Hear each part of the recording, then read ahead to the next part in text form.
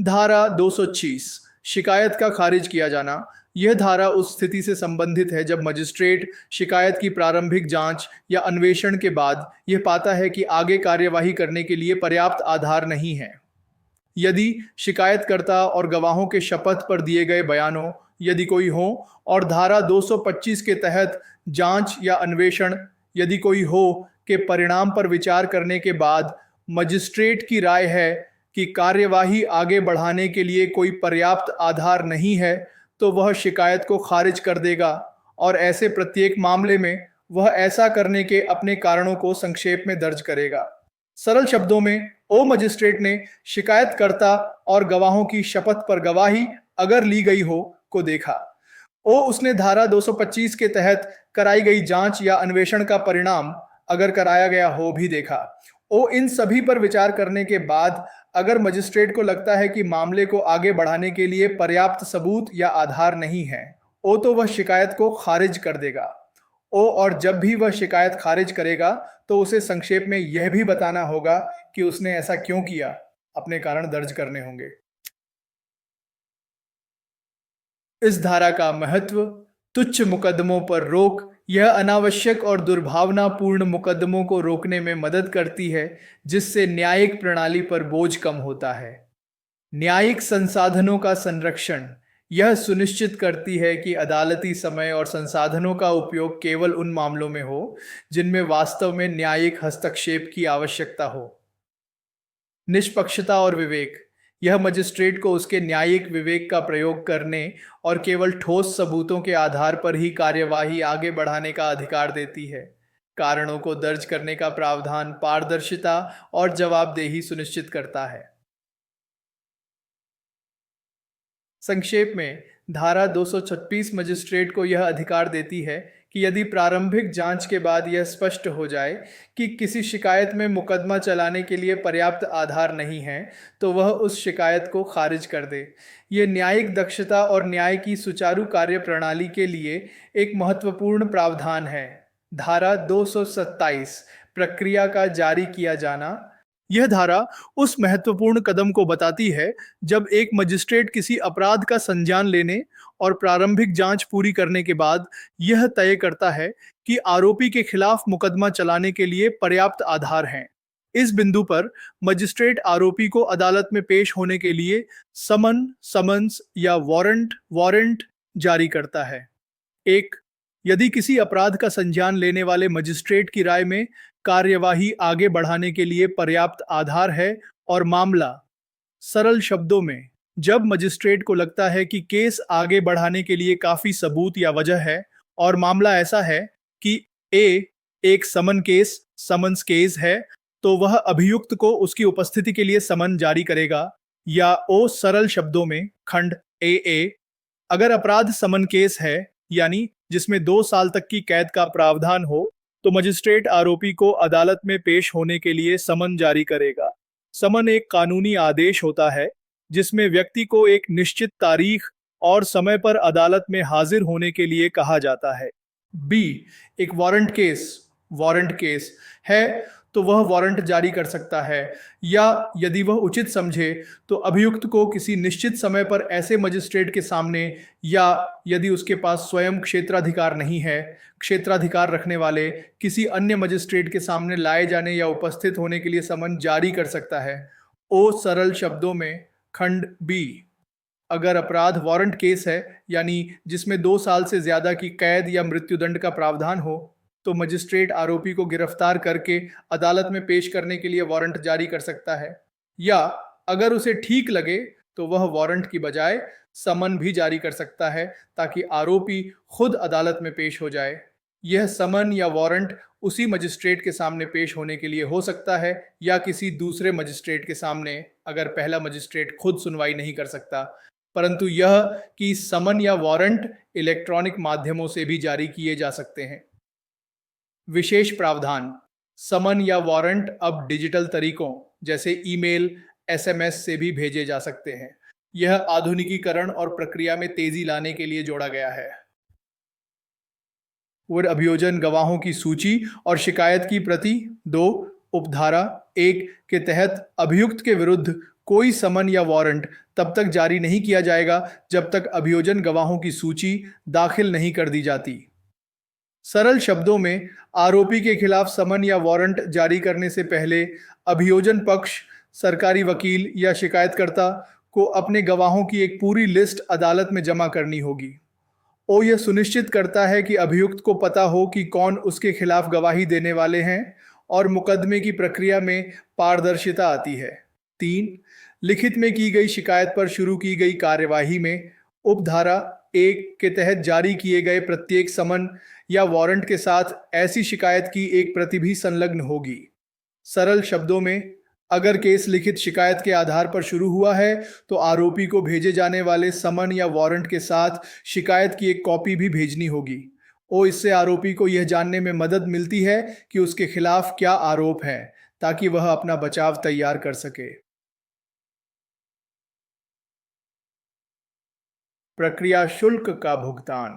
4. जब किसी लागू कानून द्वारा कोई प्रक्रिया शुल्क या अन्य शुल्क देय हो तो शुल्क का भुगतान होने तक कोई प्रक्रिया जारी नहीं की जाएगी, और यदि ऐसे शुल्क का भुगतान उचित समय के भीतर नहीं किया जाता है तो मजिस्ट्रेट शिकायत को खारिज कर सकता है।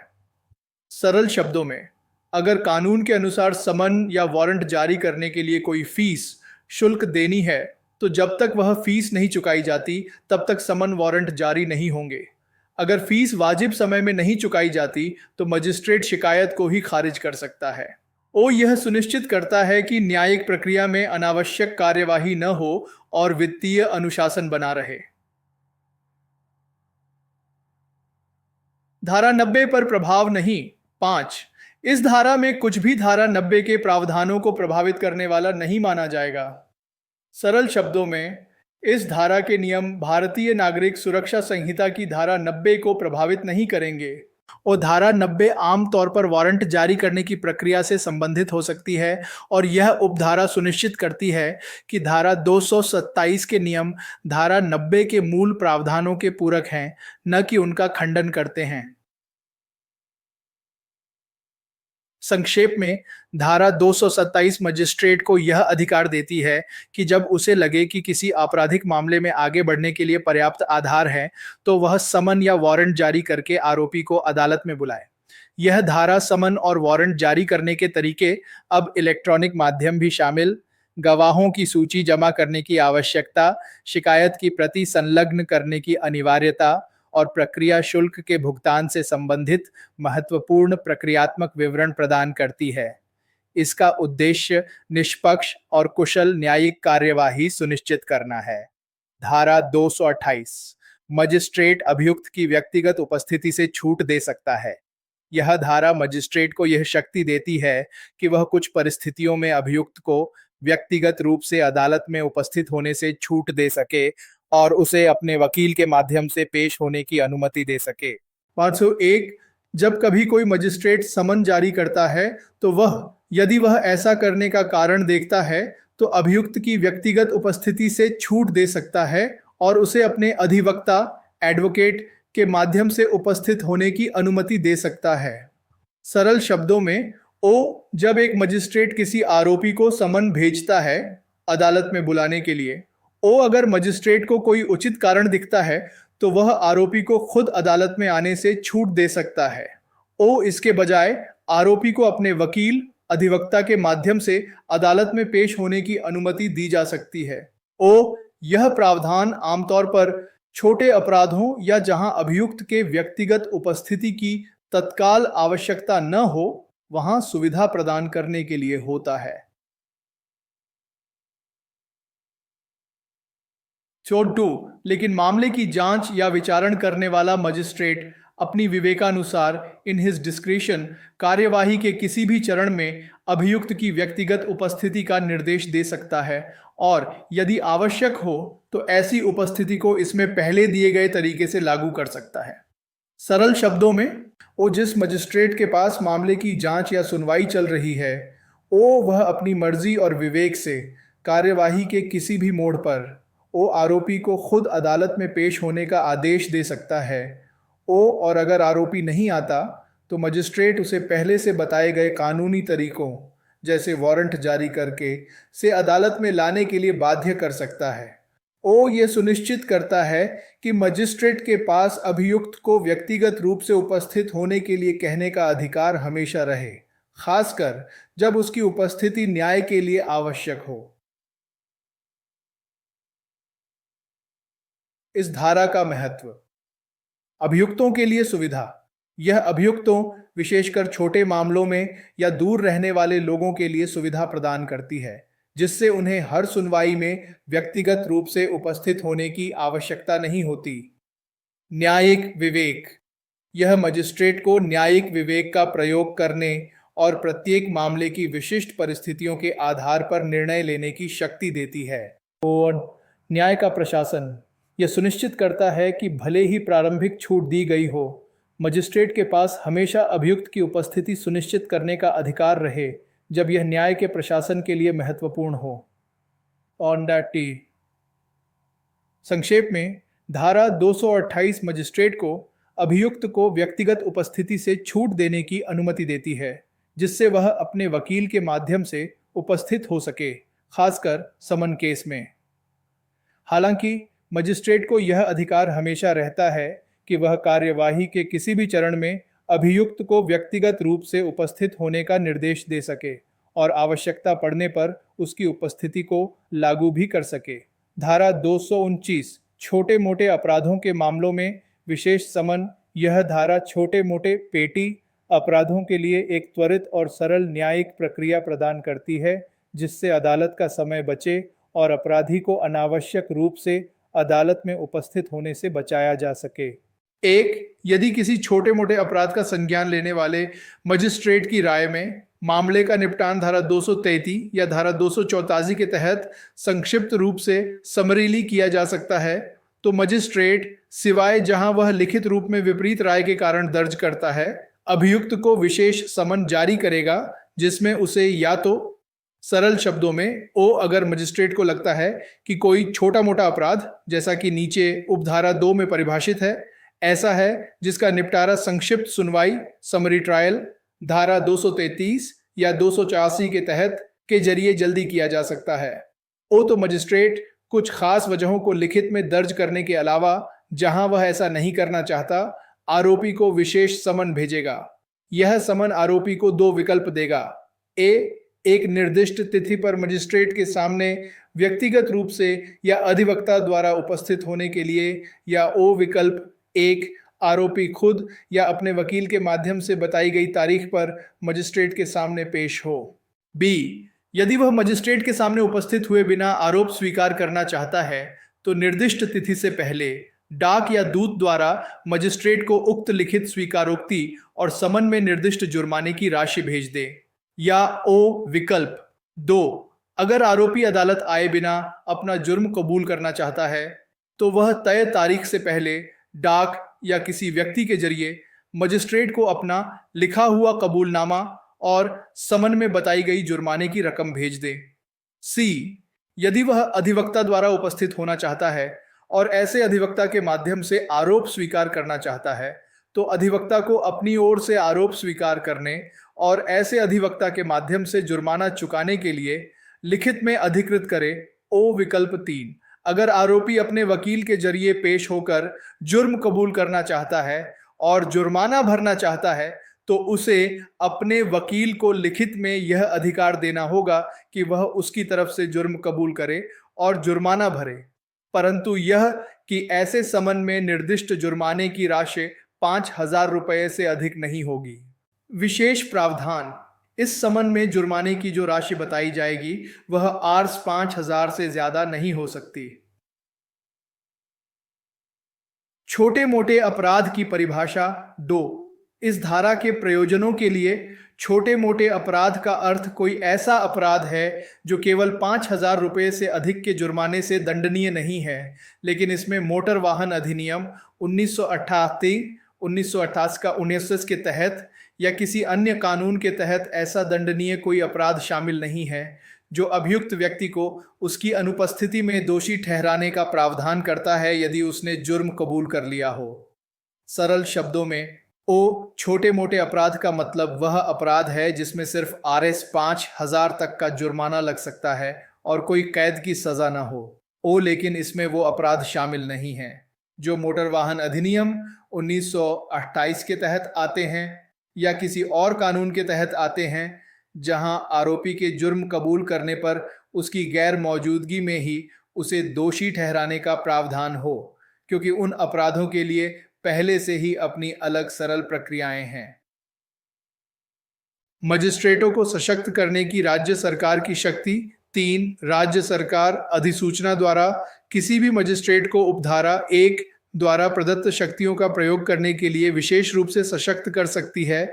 ऐसे किसी भी अपराध के संबंध में जो धारा 329 के तहत क्षमणीय कंपाउंडेबल है, या किसी भी अपराध के संबंध में जो 3 महीने से अधिक की अवधि के कारावास से दंडनीय नहीं है या जुर्माने से या दोनों से दंडनीय है, जहां मजिस्ट्रेट की राय है कि मामले के तथ्यों और परिस्थितियों को ध्यान में रखते हुए केवल जुर्माना लगाना ही न्याय के उद्देश्यों को पूरा करेगा। सरल शब्दों में, ओ राज्य सरकार, ओ अधिसूचना जारी करके ओ किसी भी मजिस्ट्रेट को विशेष शक्ति दे सकती है कि वह उपधारा 1 के नियम विशेष समन को लागू करे ऐसे अपराधों के लिए जो धारा 359 के तहत समझौता करने योग्य कंपाउंडेबल हैं, यानी पीड़ित और अपराधी आपस में समझौता करके मामला खत्म कर सकते हैं, या ऐसे अपराधों के लिए जिनमें 3 महीने से ज्यादा की कैद न हो या सिर्फ जुर्माना हो या दोनों हो। लेकिन शर्त यह है कि मजिस्ट्रेट को यह लगे कि मामले की स्थिति को देखते हुए सिर्फ जुर्माना लगाना ही न्याय होगा। संक्षेप में, धारा 229 छोटे मोटे अपराधों आज 5,000 तक के जुर्माने वाले के लिए एक सुव्यवस्थित प्रक्रिया प्रदान करती है। यह अभियुक्त को व्यक्तिगत रूप से अदालत में आए बिना जुर्माना भरने या वकील के माध्यम से जुर्म कबूल करने का विकल्प देती है। यह न्यायिक दक्षता को बढ़ाती है और अदालतों पर बोझ कम करती है। इसके अतिरिक्त राज्य सरकार को कुछ अन्य प्रकार के छोटे अपराधों के लिए भी इस विशेष समन प्रक्रिया का विस्तार करने की शक्ति दी गई है।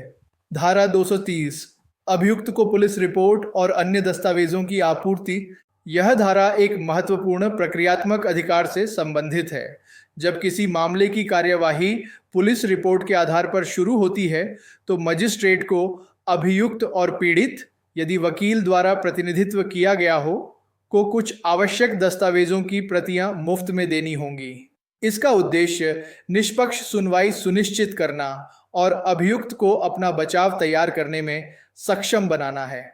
किसी भी मामले में जहां कार्यवाही पुलिस रिपोर्ट पर शुरू की गई है, मजिस्ट्रेट बिना किसी देरी के और किसी भी स्थिति में अभियुक्त के पेश होने या उपस्थित होने की तारीख से 14 दिनों से अधिक नहीं, अभियुक्त और पीड़ित, यदि वकील द्वारा प्रतिनिधित्व किया गया हो, को निम्नलिखित में से प्रत्येक की एक प्रति मुफ्त में उपलब्ध कराएगा। सरल शब्दों में, ओ अगर कोई आपराधिक केस पुलिस रिपोर्ट जैसे चार्जशीट के आधार पर शुरू हुआ है, ओ तो मजिस्ट्रेट को बिना किसी देरी के और आरोपी के अदालत में पेश होने के 14 दिन के अंदर, ओ आरोपी को और पीड़ित को अगर उसका वकील है, ओ नीचे बताए गए सभी दस्तावेजों की कॉपी मुफ्त में देनी होगी। आई पुलिस रिपोर्ट, ओ सरल शब्दों में पुलिस की फाइनल रिपोर्ट चार्जशीट। आई धारा 173 के तहत दर्ज की गई प्रथम सूचना रिपोर्ट FIR, ओ सरल शब्दों में FIR की कॉपी। आई सभी व्यक्तियों के धारा 180 की उपधारा 3 के तहत दर्ज किए गए बयान जिन्हें अभियोजन पक्ष अपने गवाहों के रूप में जांचना चाहता है, सिवाय उस हिस्से के जिसके संबंध में पुलिस अधिकारी ने धारा 133 की उपधारा 7 के तहत ऐसे बहिष्कार का अनुरोध किया है। ओ सरल शब्दों में उन सभी गवाहों के बयान जो पुलिस ने जांच के दौरान दर्ज किए हैं और जिन्हें अभियोजन पक्ष अदालत में पेश करना चाहता है। ओ अपवाद, अगर पुलिस अधिकारी ने धारा 133(7) के तहत किसी खास हिस्से को देने से मना किया है, जैसे कि वह हिस्सा जो जनता के लिए हानिकारक हो सकता है, तो वह हिस्सा नहीं दिया जाएगा। IV धारा 183 के तहत दर्ज किए गए इकबालिया बयान और बयान, यदि कोई हो, ओ सरल शब्दों में आरोपी या किसी अन्य व्यक्ति के इकबालिया बयान, कन्फेशंस या अन्य बयान जो धारा 183 के तहत दर्ज किए गए हैं। वे कोई अन्य दस्तावेज या उसका प्रासंगिक अंश जो पुलिस रिपोर्ट के साथ धारा 133 की उपधारा 6 के तहत मजिस्ट्रेट को भेजा गया है। सरल शब्दों में, कोई भी और दस्तावेज या उसका ज़रूरी हिस्सा जो पुलिस ने अपनी रिपोर्ट के साथ मजिस्ट्रेट को भेजा है, परंतु यह कि मजिस्ट्रेट खंड आई में संदर्भित किसी बयान के ऐसे हिस्से का अवलोकन करने और अनुरोध के लिए पुलिस अधिकारी द्वारा दिए गए कारणों पर विचार करने के बाद निर्देश दे सकता है कि बयान के उस हिस्से की या उसके ऐसे हिस्से की एक प्रति, जिसे मजिस्ट्रेट उचित समझे, अभियुक्त को उपलब्ध कराई जाएगी। पहला विशेष प्रावधान, प्रोविजो। अगर पुलिस ने किसी गवाह के बयान के किसी हिस्से को देने से मना किया है तो मजिस्ट्रेट उस हिस्से को खुद देखेगा और पुलिस के कारणों पर विचार करेगा। फिर मजिस्ट्रेट तय कर सकता है कि उस हिस्से की कॉपी या उसका कोई हिस्सा आरोपी को देना है या नहीं। परंतु यह भी कि यदि मजिस्ट्रेट संतुष्ट है कि कोई ऐसा दस्तावेज बहुत बड़ा, वॉल्यूमिनस है, तो वह अभियुक्त और पीड़ित, यदि वकील द्वारा प्रतिनिधित्व किया गया हो, को उसकी एक प्रति उपलब्ध कराने के बजाय इलेक्ट्रॉनिक माध्यमों से प्रतियां उपलब्ध करा सकता है या निर्देश दे सकता है कि उसे केवल अदालत में व्यक्तिगत रूप से या अधिवक्ता के माध्यम से उसका निरीक्षण करने की अनुमति होगी। दूसरा विशेष प्रावधान, प्रोविजो। अगर कोई दस्तावेज इतना बड़ा है कि उसकी कॉपी देना मुश्किल है, जैसे बहुत सारे पन्ने हों, तो मजिस्ट्रेट कॉपी देने के बजाय इलेक्ट्रॉनिक कॉपी जैसे सीडी, पेन ड्राइव, ईमेल दे सकता है। या यह आदेश दे सकता है कि आरोपी या उसका वकील अदालत में आकर ही उस दस्तावेज को देख सकता है, उसकी कॉपी नहीं मिलेगी। परंतु यह भी कि इलेक्ट्रॉनिक रूप में दस्तावेजों की आपूर्ति को विधिवत रूप से उपलब्ध कराया गया माना जाएगा। तीसरा विशेष प्रावधान, प्रोविजो। अगर दस्तावेज इलेक्ट्रॉनिक रूप में दिए गए हैं तो यह मान लिया जाएगा कि दस्तावेज ठीक से दिए गए हैं और यह डिजिटल इंडिया के अनुरूप है और इलेक्ट्रॉनिक रिकॉर्ड को कानूनी मान्यता देता है। संक्षेप में, धारा 230 एक अभियुक्त के जानकारी के अधिकार और निष्पक्ष सुनवाई के अधिकार को मजबूत करती है। यह सुनिश्चित करती है कि जब भी पुलिस रिपोर्ट पर कोई मामला दर्ज हो तो अभियुक्त और पीड़ित, यदि उसका वकील हो, को पुलिस रिपोर्ट, एफआईआर, गवाहों के बयान और अन्य संबंधित दस्तावेज मुफ्त में और समय पर मिले, ताकि वे अपना बचाव प्रभावी ढंग से तैयार कर सकें। यह धारा इलेक्ट्रॉनिक माध्यमों से दस्तावेज उपलब्ध कराने और बहुत बड़े दस्तावेजों के लिए निरीक्षण की अनुमति जैसे आधुनिक प्रावधान भी करती है।